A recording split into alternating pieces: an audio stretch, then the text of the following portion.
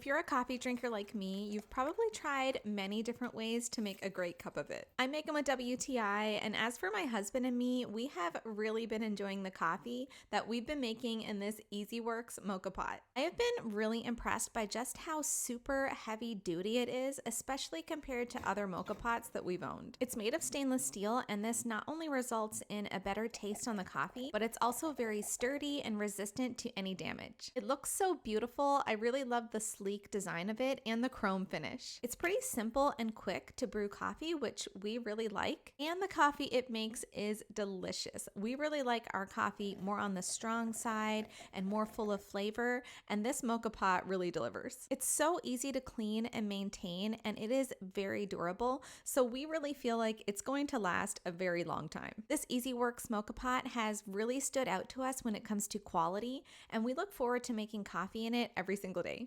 But that's just my point of view.